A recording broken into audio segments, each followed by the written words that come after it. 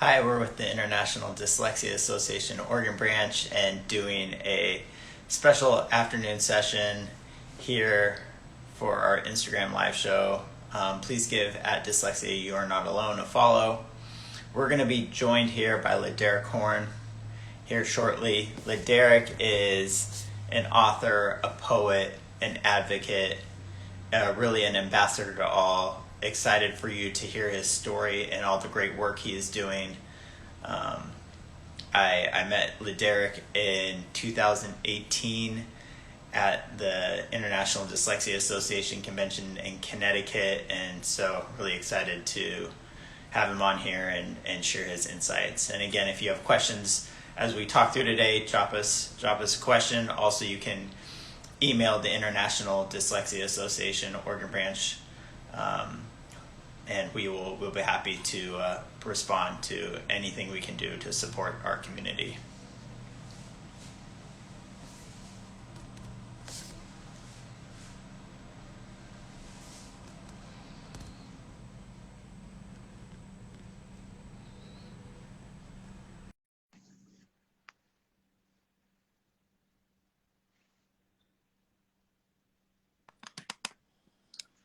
Hey, It's Jared. What's up, man? oh my gosh, how you been?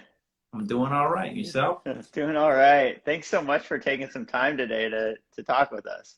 Oh, this is great, man. This is great. Did I interrupt the introduction? I've watched a few of No, these. no, actually, I just done it before you got on. No, it's perfect timing. But for those that are joining, LeDerick and I met back in 2018 at the International Dyslexia Association convention in Connecticut, and LeDerick is an author, a poet, an advocate, an ambassador to all, and really excited to have LeDerick share his story here today with you all. And the one thing I want to mention about LeDerick before we get into it is really what comes to light is all the work you do for various communities around the world, really. But the way you make students feel, I just remember our student panel was sitting in the front row and just hearing you talk, the connection you brought to them and the light that you put into their faces, hearing from you, it was just amazing. So I just want to thank you for all the work you do because it has a real impact from a large scale to just the very meetings you have. So it's really Well, cool. thank you for that, Jared. I appreciate that, man. And as you're saying this, I remember being on stage and getting like a lot of energy from from those young people. I remember that, and I don't know if I was totally conscious that they were, part of your youth leadership group, but thank you for that. Yeah, I kind of came into this work initially just working with young folks, and um, so much of my energy, and I would even say that, a lot of the value that I bring to any group that I work with is being able to still be able to connect with the experience of the young people who are oftentimes having a hard time in our schools. Yeah, for sure. Can I ask, like, so where does your journey begin? Like, when did you kind of notice that, whether it was with dyslexia or like were you diagnosed, like how did that whole process unfold for you? So I don't know if I know that I probably wasn't the one that noticed anything. I'm will I was good, as a little kid. Totally. Um, I want to say I'm fairly certain it was my mother, who really noticed. And yeah, so early on, and when I was, first kind of, born and in the world, my mother just always talked very highly of me. I showed us a lot of signs of being having a pretty good command of language. Um, but I got to school, and by the time I got to the first grade, it was clear that I had some challenges. And my parents, like all parents, wanted the best for me. They sent me to a private school in New Brunswick, New Jersey, and actually, I just drove past that school last week, No and way. it's boarded up. I think they're getting ready to tear it down. Oh. And I was with my fiance, and she said, you know, is that where they put you in a closet? And I was like, no, that was another school. This school was the one where I did the first grade twice, and then they told my parents, you know, we can't help them. You might as well send them back to district. But yeah, it was around the first grade, and then I actually ended up being diagnosed in the third grade when I was 9 years old with a learning disability. And actually, that's not the label I was given. I was given the label of being neurologically impaired, which was a fairly common diagnosis for boys here in New Jersey when I was going through school. What is that? How do they define like neurologically impaired? Like, did you even know how they defined it back then, or was it just kind of? Not really. I mean, my documentation's in a file box right over there. If you want, I can go dig it up. But You're good. You're good. But I think it, you know, like, all right. So I was born in '77, right? Okay, yeah. I got diagnosed in 1986. And so special ed was a relatively new thing even at that point, right?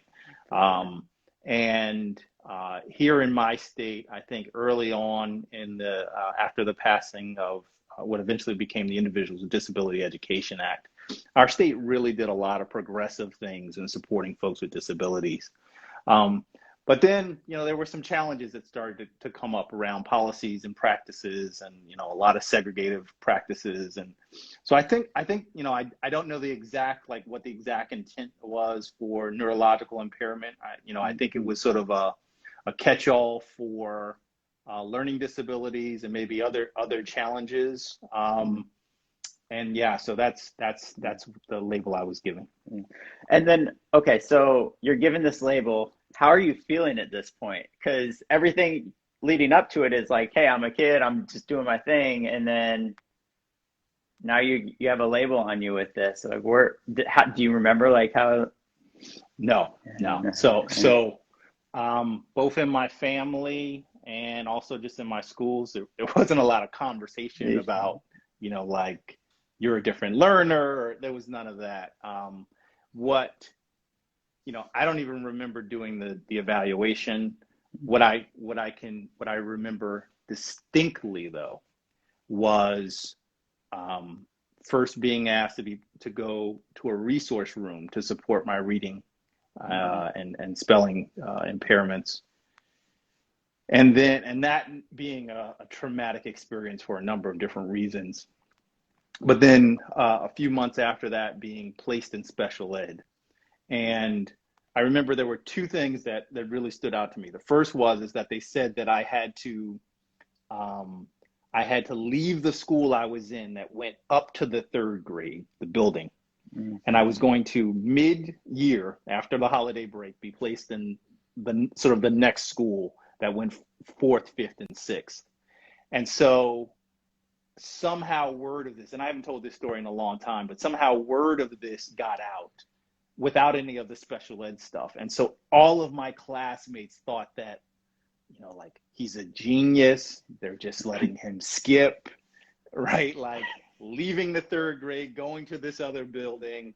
And I'm sure I leaned into that. So that was the first thing. And then the other one was when my first day of special ed started, I remember walking to my new bus stop, and my new bus came, and it was a short bus. And that very clearly sent a message to me that my educational experience was going to be different now. When you see that, or when you like reflect back, you know, like I look at students that are going through this right now, like what would you have told your younger self at that moment? Like knowing what you know now? You know, I just wrote a blog post, and in the drafts that I was writing for that post, one of the things that came out, and I think it made it into the post as well, was I think context would have been really valuable. You know, I didn't understand that what was happening was supposed to be helping me. I didn't understand that, why is short bus? Like, why, like if I have issues with spelling and math, and like, why put me on a short bus, and why was I going to have to go to a classroom that was like all the way at the end of the hallway, segregated from everybody else? So I think if someone would have sat me down and, number one, just sort of had a conversation with me about, like, you learn differently. But also if they could have just, helped me to understand that, like, where we are in education right now, like this is the best that we can do, right? Totally. The idea that, yes, you need very specialized instruction, and you need to be with an educator that has training in this. So that would have been important. And then the other thing, and I got some of this from my first special ed teacher. I just wish someone could have helped me to feel celebrated for all the ways that I was an excellent learner. My first special ed teacher was Miss Priscilla Yates, and she was an amazing champion for me and all the students in her class. Just a great lady, great. Yeah, we remember the name of the great ones, don't we? Yeah. I remember the names of the ones that sucked though too. I could rattle those off. Right.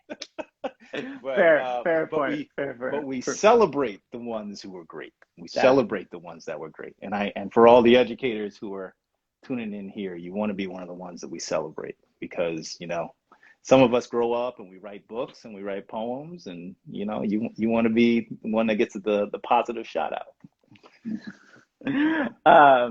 So did you have when you were going through school, did you have accommodations that you were using, or was the school designed like to help, or were you just kind of going at it?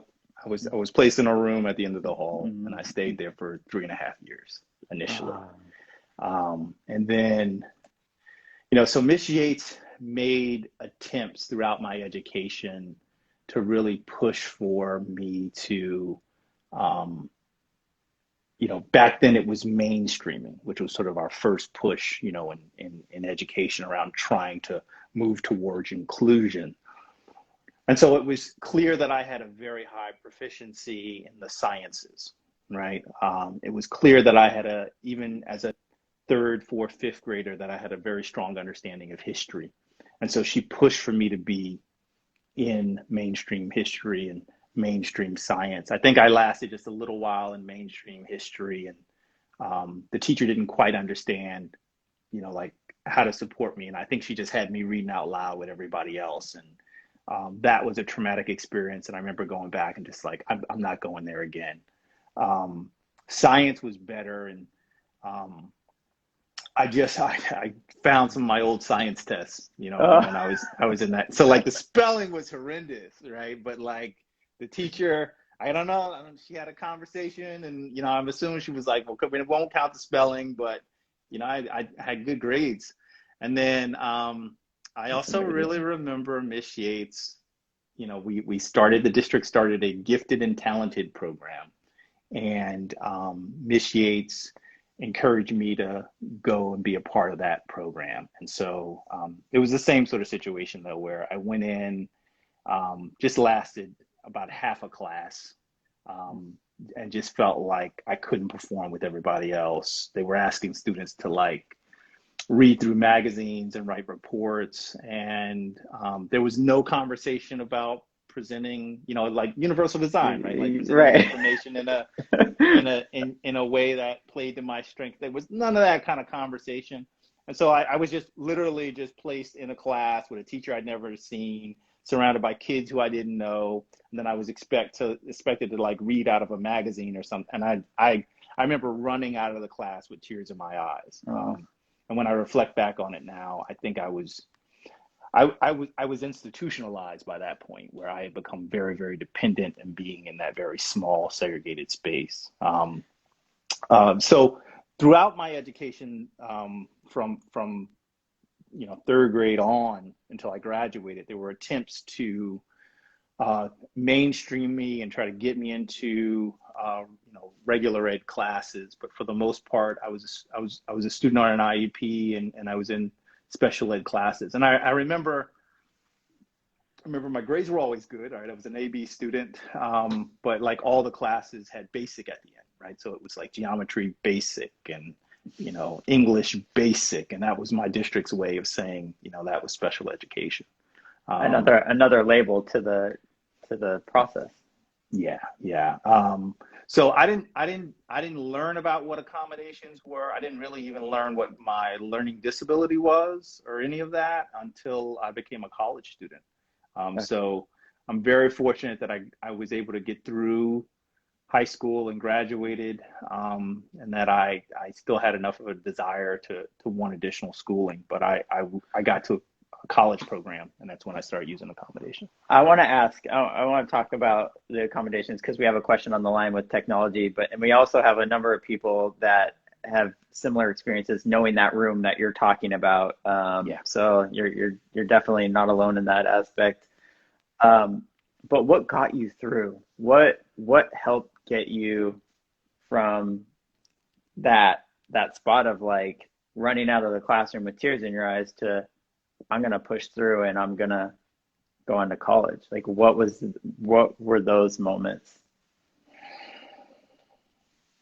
It's a lot, man. It's a lot of things.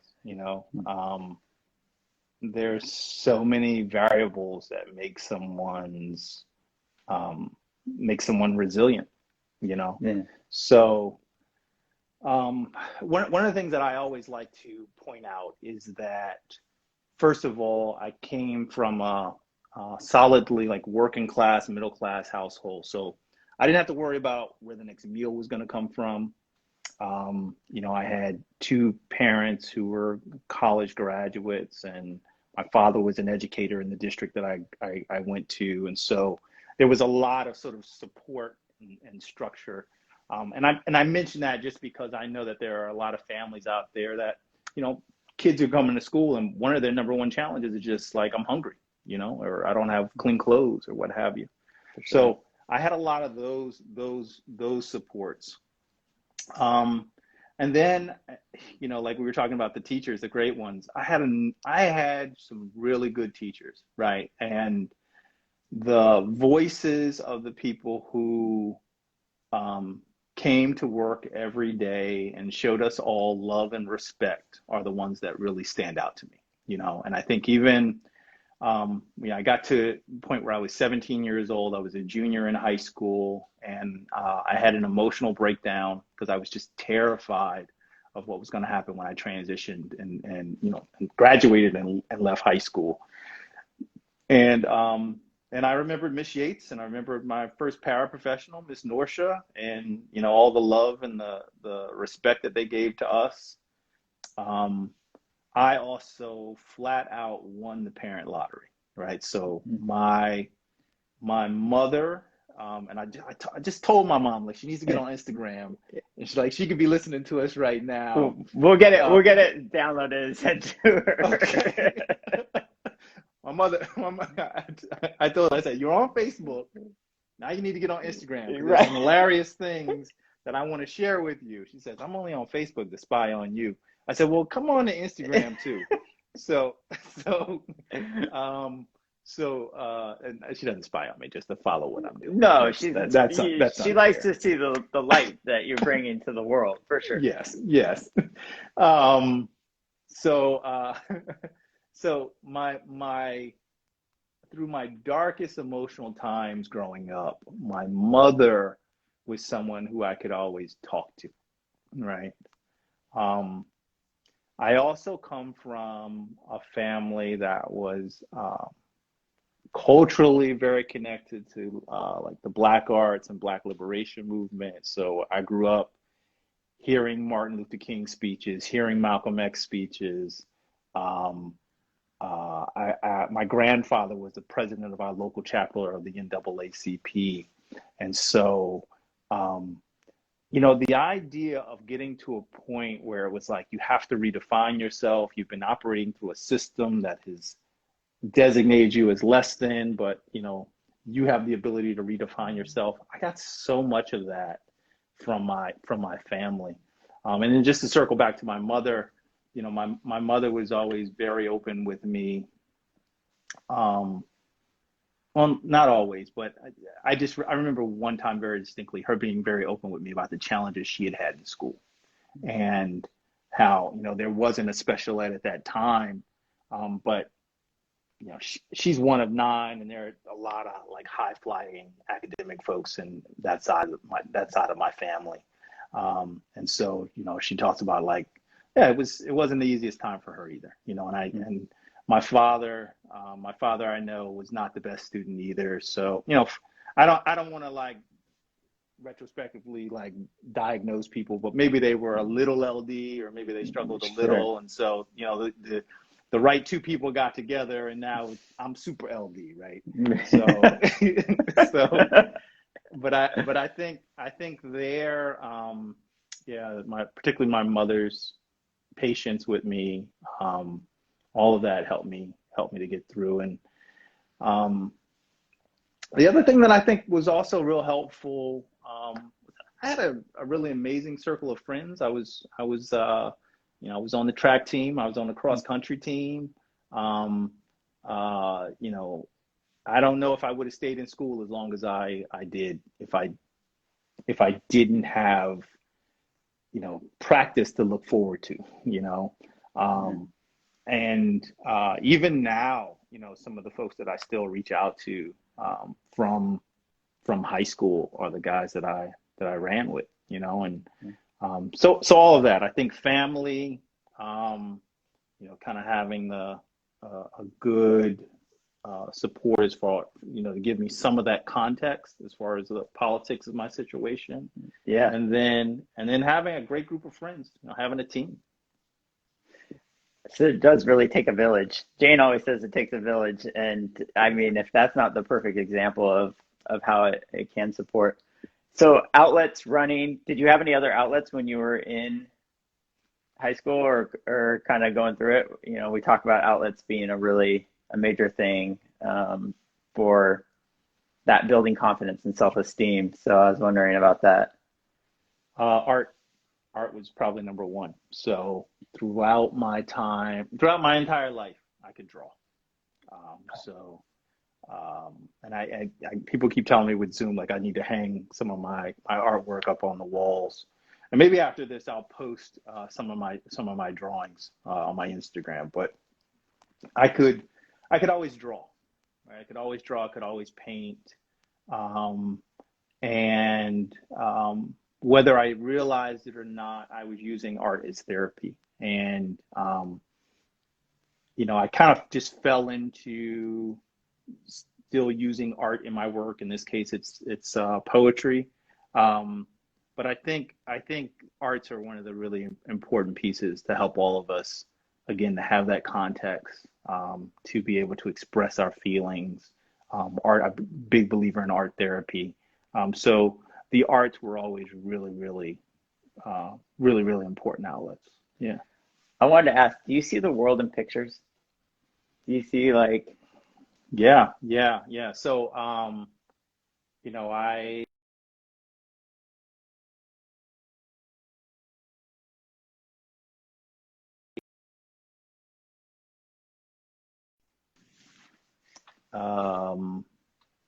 mean, even to do math, I imagine number lines and hands of clocks and stuff like that.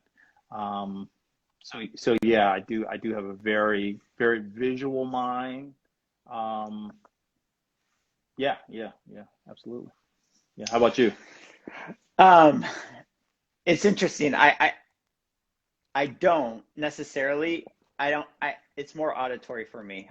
I pick up things more auditory, and I think that's how they become visual for me, is like it's kind of through that auditory process. But I couldn't draw for the like I can draw, but no one would I wouldn't hang it for you to see, but Okay. I'm really excited to share your pictures. So whatever you post, whatever you put out there today, I'm sharing out to the community as well. So I think that's really cool. I'll look. What I know I have in my phone are actually life drawing images from when I was in college. I don't know if you want to share those out with everyone, but you know, it's human anatomy and that kind of stuff. But that was sort of like the high point of my visual artist skills. I haven't really done much art since visual art since college, but yeah, I'll dig something up and put it out. Oh, that's awesome. So cool. So then what was college like for you as you were, you know, like going through it? Were you finding it a better environment? Was there challenges with it? What was it like?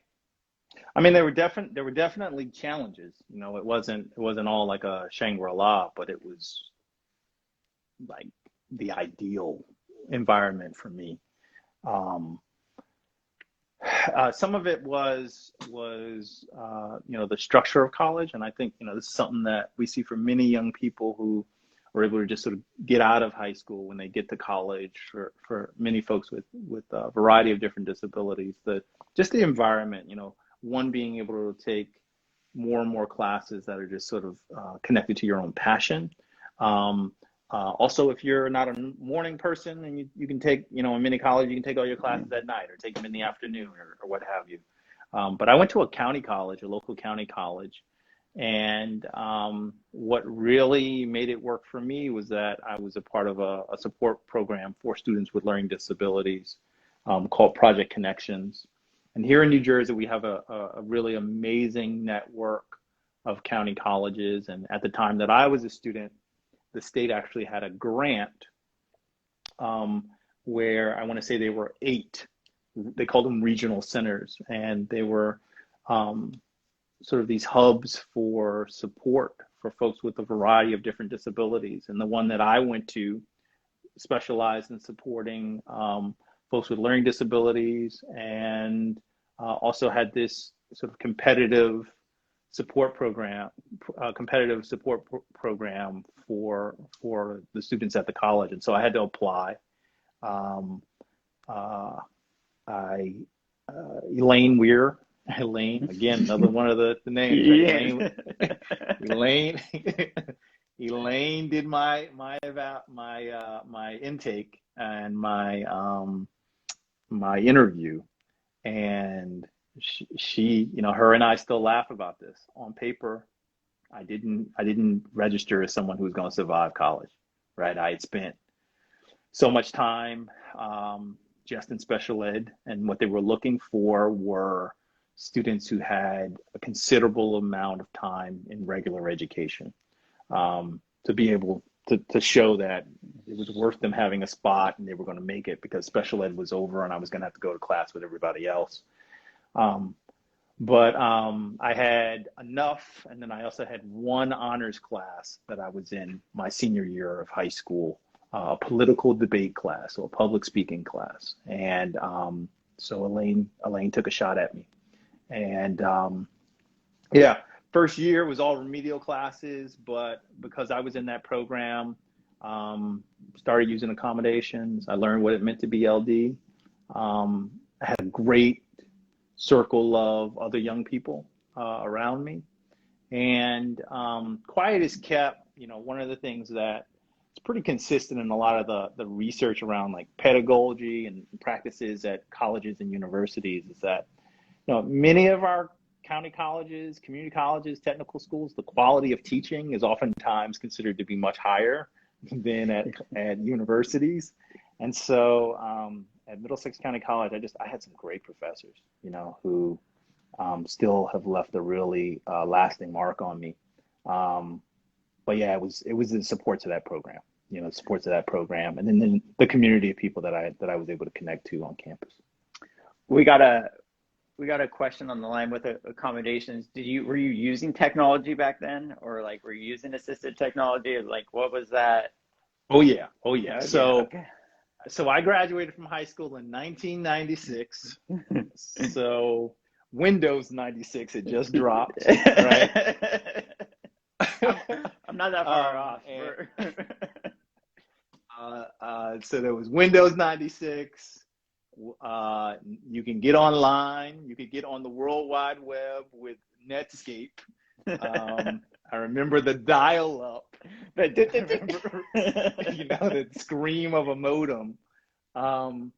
So the sort of the tech that so many young people are like native to now was really starting to become accessible when I was a young person. I remember getting a little bit of scholarship money, like a couple $100 when I graduated from high school, and spending it on a Brother typewriter that had a screen, a word processor, and the software was junk and it wasn't a really great machine.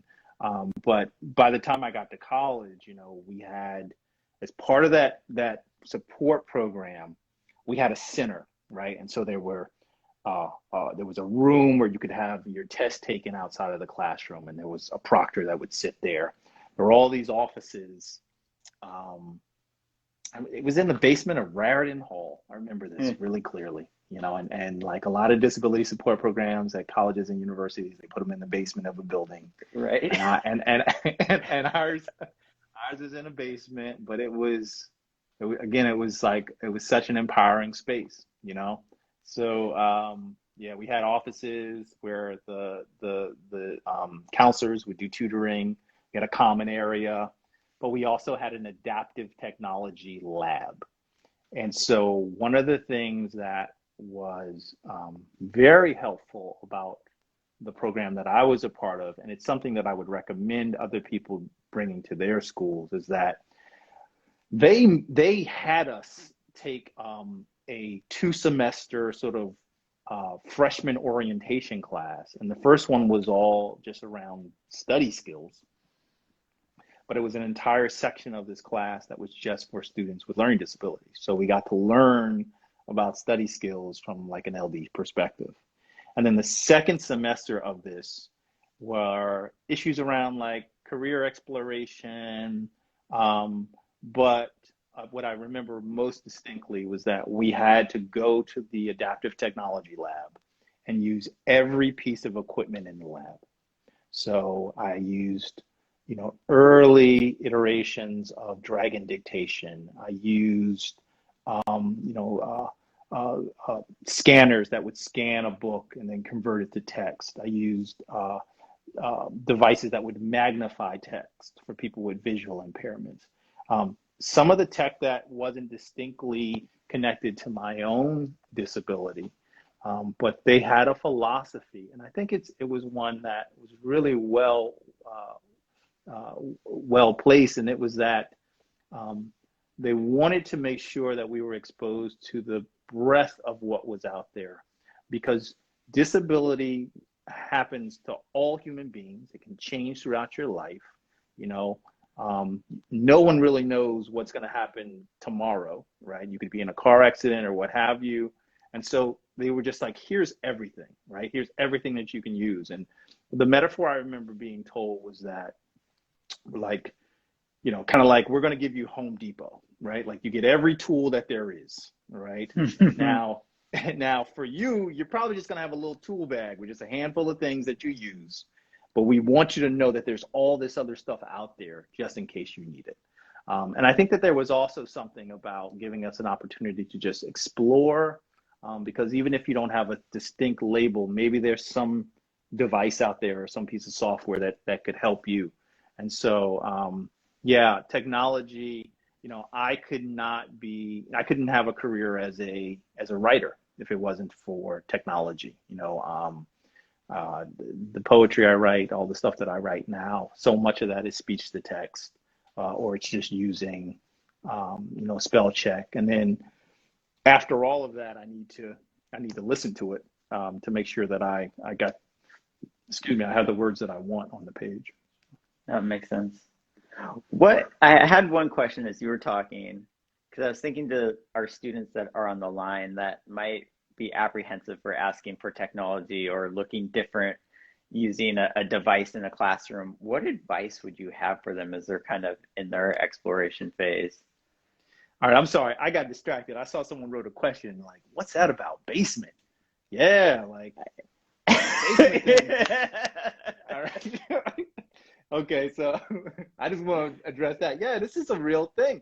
And the way that I talk about it, I said, there's a politics to placement, right? So in a lot of our schools, like of course, inclusion is a big thing. And we have more and more people on IEPs who are in more inclusive classrooms, regular ed classrooms. But still, you got a lot of districts where kids with, learning disabilities, different kind of disabilities, they're placed in trailers, they're placed in basements. So yeah, yeah, the portables is real. Like yes, where you have to walk out and then you go to that's a real thing. And and the real question to ask is like, is that how they treat the honor students, right? Like, is that how they treat like the folks who they think of as being exceptional or gifted or what have you? So even at the college level, unfortunately, there's still a lot of that. One thing I just like to cite is that I do a lot of work in Nevada and at the University of Nevada, Reno's campus. Years ago, when I first started working with the State Department of Ed and going to that campus, they had all the disability supports, like far corner, in this building, like you would need a map to find it. And then they just, in the middle of the campus, built this incredibly beautiful building and just filled it with every aspect of student supports that you can think of. So English tutoring, math tutoring, disability services, support for the students who are veterans, there's mental health support, and it's all in this beautiful building. And it's really a sort of a temple to support, and so that's how our school should be moving. All right, but you would ask me a question, and I got. No, I think I'm glad you hit on that. No, I think it's a really good point. I think that is something that schools and educators need to be aware of what is the physical environment that we're putting our students in. Yeah. And the line, go ahead. No, you're good. You're good. Now, the line I like to say is that architecture starts teaching before the educators do. And so, we have to be conscious of design. Even the term universal design actually comes from architecture. So, making sure that and it's part of the way in which we honor and we respect the students that we want to serve. That's so true.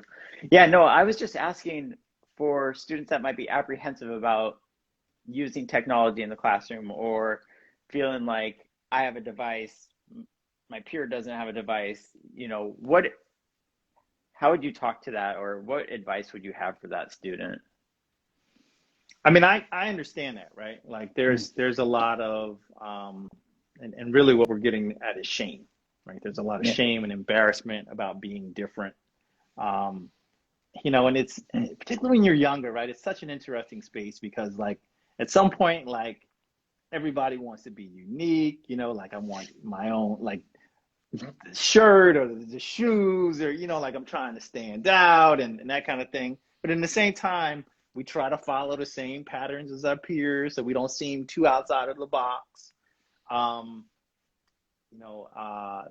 don't know if there's anything more elegant than just to say that you have to be brave enough to follow your own path, right? And all the people who I look at as heroes and sheroes at some point determined that they were going to do things differently than everybody else, right? And, young people, now is as good a time as any to start, right? So, one of the things that I do in workshops now is to play the what if game, right? So it's like, okay, what if you don't use that device? What could happen, right? Like you're not going to score as well. You may end up dumbing down your writing because you can't get the right word on the page, right? Maybe you get easily distracted, right? All these sort of things that come with not using accommodations. Okay, but what if you use it, right? Mm-hmm. Okay, now you can start really showing your teacher what you know. Now you can score better, right? I mean, like there's all these other things. And the social dynamic of it is, I think, really important, and it's something we have to pay attention to. But we also have to make sure that we're giving our kids the tools that they need, so that, like, yeah, if that kid is like, "Yo, what's up with your device?" Like, our young people should have a way to respond, right? And so, they have to, like when I was in college, we did role playing to figure out how to talk to professors about needing accommodations and stuff like that. I'm working on a video course now, and part of what I'm embedding in that is role playing for young people to be able to talk to their peers, right? So when they lean over and they look at that device, they can say, yeah, man, I have a hard time spelling, and our teacher, she knows about it, and so I get to use this device, or whatever that sort of conversation is that works for you. And in the schools that I've seen and I've worked in that really support inclusion, it's part of the culture of inclusion, right? Part of it is that we give the young people who are on IEPs, who have to use accommodations, we give them the language they need. But it's also really important that we give the students who don't have IEPs, and all the teachers and the bus drivers and the lunch ladies and all the parents the language they need, so that when they look at that device, it's not something odd, right? It is I think that we have to make sure we give our young people the tools they need, young people with learning disabilities, the tools they need to be able to deal with some of that shame or that hostility that may be out there in the world. But I also really put it on our school administrators, on our families, right? And making sure that they have the conversations with their kids, because all this is another aspect of difference, of diversity, right? And just like if someone was to sit next to someone who was from a different ethnic background, right? Like to have an awkward response to that, you would think of, well, this kid's not sophisticated, right? Like the same thing is true for someone with a disability. It's a great analogy to that. I mean, if we could I should be a poet, right? If you could just be a poet. We got a question on the line. If how can people access that video when it's done? Is there going to be a way for general public to see what you're putting out there? Yeah, so if they go to my website, it's just LeDerick.com, sign up to my newsletter. I'm going to start putting a lot of info out once it's ready. And it's a 6-part video course that I want to make available to families and schools. There's a lot that I know is needed. And I think we've all gotten really used to, not terribly used to it, but to being able to learn through video. And so, yeah, I've been putting together a 6-part series that I think will be really valuable to the families and the educators that utilize it. That's awesome. Yeah, we'd definitely love to share that out. On the work you're doing some really cool stuff in your hometown too. You've connected in New Jersey, and do you want to share a little bit about what that's about and what you're doing there? All right. Well, I'm not exactly sure what you're getting to, and maybe it's just because I got a bunch of stuff that I'm involved in. But most recently, I joined within the past year and a half. I joined the board of the New Jersey Coalition for Inclusive Education, and they've been around for quite a while. A colleague recommended me to be on the board, and the work they do is work that I think is really valuable around just doing direct coaching and support for districts, right down into working with educators that want to be better at inclusive practices, and giving them the coaching and the tools that they need to be able to create more inclusive classrooms. And really it's about creating more inclusive schools. And so just like a really great group of professionals. The past year was challenging for not a lot of different nonprofit organizations, but this one has gone through, and we're now looking to expand that work. We recently got a grant through the state of New Jersey to provide more supports for more school districts here in the state. And we got a bunch of other things that we're working on. And so, I'll be sharing those out via social media as well. But, the bulk of my work, and I know this is, the International Dyslexia Association, the bulk of my work is just disability very broadly defined, Yeah. around supporting young people who are in special education. But I always try to make sure that I'm doing something to, take care of folks here in my home state.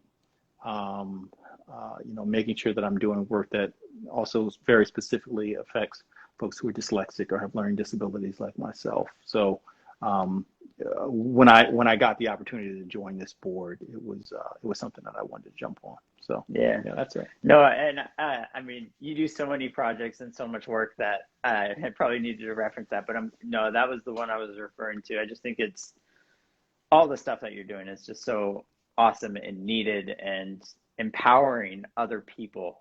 I mean, it's real leadership. So I just commend you on it. It's tremendous, and I know our community is 1,000% supporting you, and what you're doing. Thank you. And you're a heavy hitter yourself, brother. I mean, I got the shirt on. I don't know if you noticed. Yeah, I mean, you definitely spotted me running, man. I couldn't have done that without you. That was LeDerick and I ran a marathon in the convention center back in 2019, and you ran the marathon in the convention center.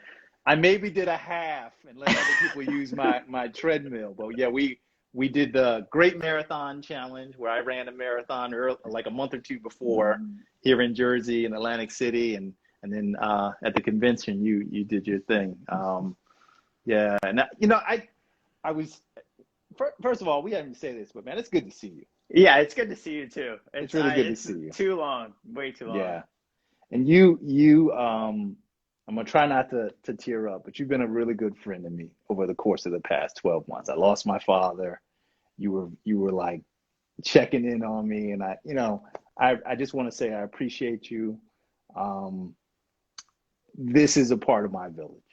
You know what I mean? You're a part of that village, and so I just wanted to say thank you for that. I feel the same about you, man. You've been a brother to me through the last few years. It's just been awesome. So couldn't be. And I was thinking more. I was thinking back when I first learned who you were. I was backstage before I was doing the closing conference, the closing keynote, right? Yeah. At the conference. That's right. You were getting an award. So I'm backstage, saying my poems, trying to get in my head. And then there's a video or something that comes up where they talk about you. Was it 7 marathons? Was that what it was? Yeah, the 7 marathons. So, I've been a distance runner my whole life, like that. Yeah, your dad was a distance coach, right? Yeah, my father ran distance. He went to Dillard University on a track scholarship, and then came back here to Franklin, where he graduated from high school and was a legendary track and cross country coach. But yeah, I remember sitting backstage and hearing this incredible work that you had done, and your commitment to running, and how you had used it as a way to empower folks who were dyslexic. And so I was like, man, I got to meet this guy. It was split, right? It was like, man, I got to meet this guy, but it was also like, yo, he's like, what? 7 marathons.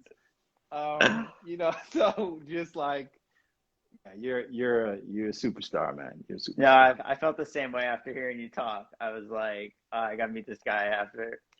I think I left the award on the stage too. I think you kind of You did, and I had to be like, I think I almost was like, yo, I'm gonna take this, right? Right. You just outperformed the room that day. You earned it that day. That's right, man. That's great. That's great. Yeah, but we've been in touch ever since then. Yeah. It's been good knowing you, and I'm looking forward to staying connected and doing a lot of big things. Yeah, likewise. I mean, I think the work we were doing for Rare Gem Talent School in Kenya and Nancy, and just kind of continuing to find ways to support that. And yeah. I did my marathon. I guess that was 2019, October 2019, and literally got across the finish line, got on a plane, right? I took a shower, then I got on a plane in Philly, and went to Cali, no, went to Connecticut, did a talk, went to California, did a talk, and then flew to Kenya. And I visited Nancy and Phyllis's school, the Rare Gym Talent School in Kenya. I spent 6 days there, stayed with Nancy and her family, and just got to see this incredible school that is supporting students with dyslexia and other learning challenges. And Nancy and I had been chatting just like online for a year or two before that. We met each other at the same conference where you and I met. I'm just committed to seeing the work that they were doing and then supporting that school and helping it grow. And they've had a really challenging time during COVID. They had to close their doors like many of our schools. But they were able to stay open, and a big part of that is the support that you and the folks at the Oregon chapter and really folks all over the world were able to provide for them. So yeah, man, I mean, just, it's great to see the work you're doing now. The goal I have for them is that I want to see them. Right now they're renting a building, but I want to see them own their own piece of land, build their own school. Right now they're serving, I think, a little over 120 students, but the idea is to have capacity to serve about 500 students as a boarding school, and then building awareness throughout not only Kenya, but the entire region there in Africa, because there's so much of the work that Nancy is doing is just about building awareness, right? A lot of people just don't know what dyslexia is, or they think it's something that just happens to white folks, right? And it's not something that people of color have to deal with as well. And so the work that they're doing there is great, and it's just wonderful to be able for you and I to be able to collaborate and support them. Absolutely. Well, and I think too, right? Like that dual label, like, like not understanding that dyslexia doesn't discriminate, but then when you have a person of color and then dyslexia and the challenges that has together as a compound. And again, it's, part of the reason why I kind of just, I mentioned that, like, I'm clear that, like, I feel fortunate that I come from a family of a certain degree of means, right? So, the ability to go to college, my family made sure that I had the money set aside to be able to take care of it, to get access to services. I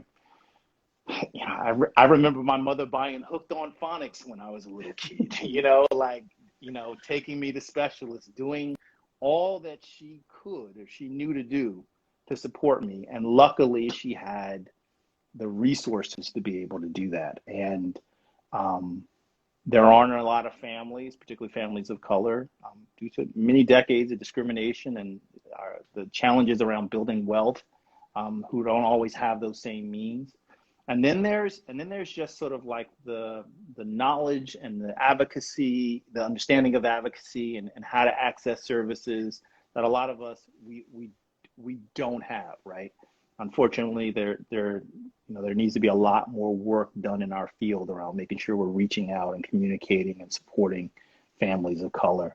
And that's another thing that, particularly going through this year, that I got really passionate about making sure we do. Because I think, the idea that, we should empower our students with dyslexia because we have tremendous talent, that is being wasted and not optimized. And that's true for everybody in the human family. And so totally. I just want to make sure that all the work we're doing helps everybody. Helps everyone. Yeah, it needs to cross all the planes on that. And then the other thing is that, here in America, I think we don't always understand.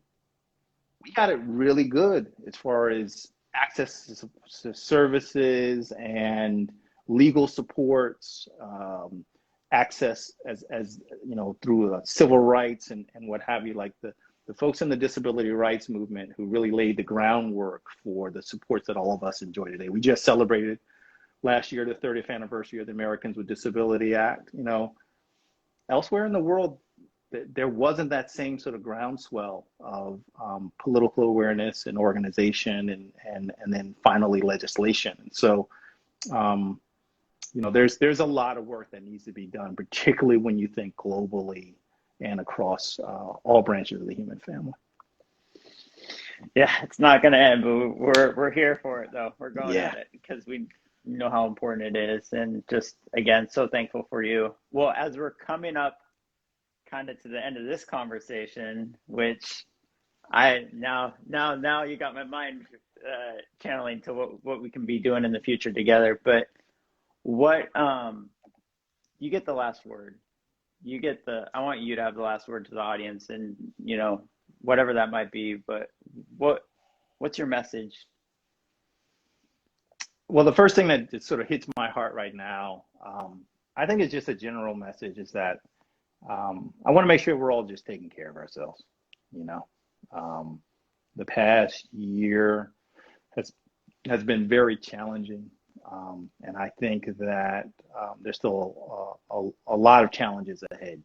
You know, and so I've been a real big supporter and been asked to do a lot of workshops around self-care. You know, I was teaching some young people in Oklahoma meditation a while back. You know, how to do gratitude lists. You know, works around mindfulness. I just want to make sure that we're all taking care of each other. And then it kind of circles back to that whole thing around, you know, that young person with a device. You know, like, it's okay to ask for help. You know, it's okay to reach out to the person next to you. And then, you know, what I ultimately want, and I think it's been a big focus of my work, is that not only is it okay for you to ask for help, but, you know, that's sort of the self-advocacy piece. But then you also have to be the advocate, right? I want all of us to be empowered and feel like we can step up. And when we see someone who is in need, we can be that support to whatever extent that you're able to provide help. And sometimes maybe all that is a phone call, right? Or you know, in more circumstances, maybe it's, you know, speaking up and saying, why are those kids going to that portable, right? Why don't they get to go to class in here with us? Why are they in that basement? Why don't they get to go to class with us?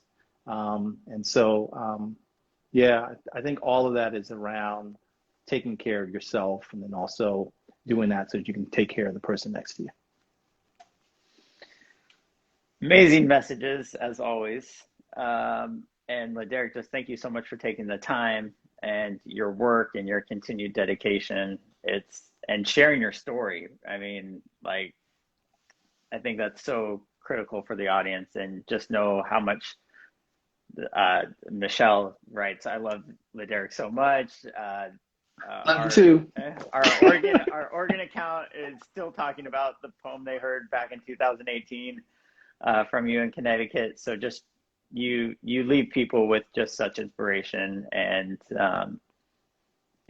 the empowerment to advocate for themselves. You're giving people that. So thank you.